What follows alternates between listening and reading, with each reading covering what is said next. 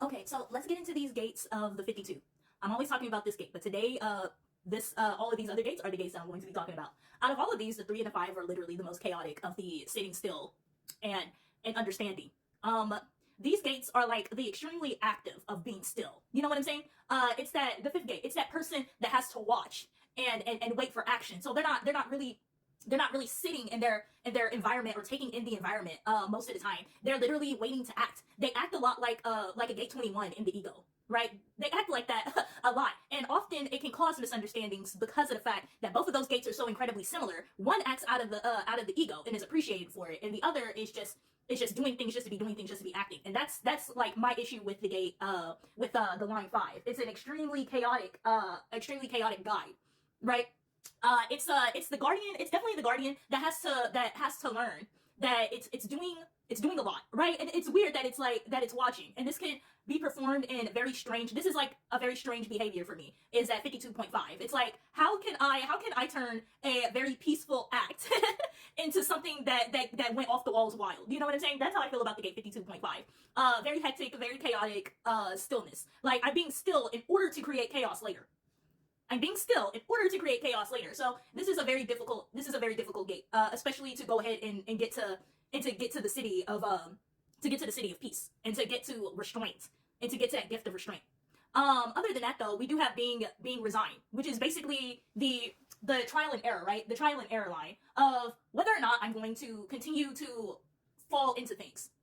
This line experiences the experience of stillness by consistently jumping into things that it really just it didn't have any guide or direction. So it's learning. This line is learning its guide and direction. Being resigned, falling back basically. In order to reassess situations. So the 1 and the 3 are very experimental. They're experimenting with when and how to act. They provide honestly the most experience. I would say the 1 and the 3 provide the most experience. I really appreciate those gates when it comes, those lines. I'm sorry. I really appreciate those lines when it comes to stillness, because they're going to show you why you should have stayed still, why you should have stayed still.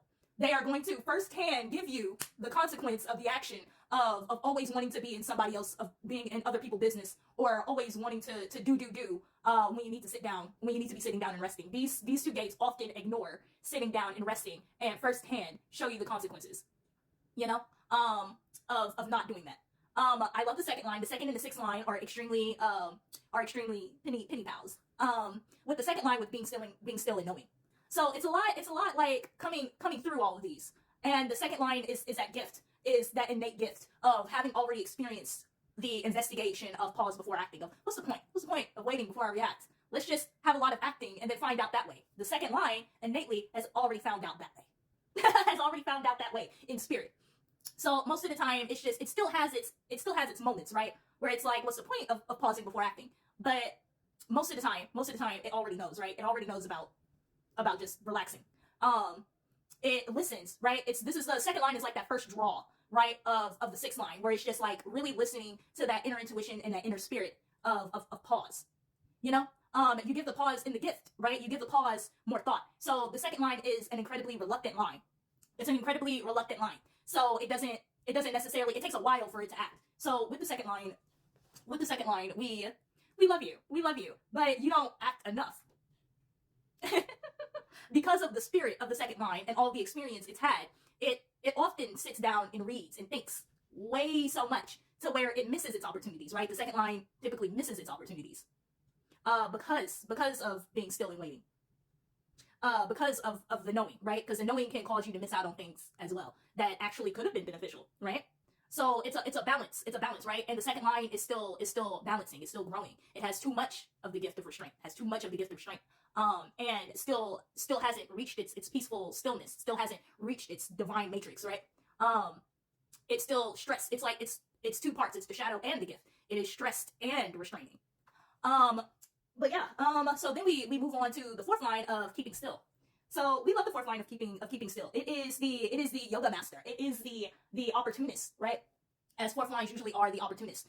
It's the teacher of breathing in, breathing out, and it's your contact, right? The 4th line is your contact with the teacher. That very well explains to you.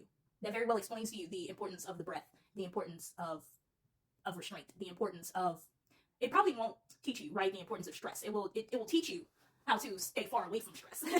It's not the gate 6. The gate 6, my gate, is going to teach you the importance of stress. It's going to teach you the importance of community. It's going to teach you the importance of being alone as well.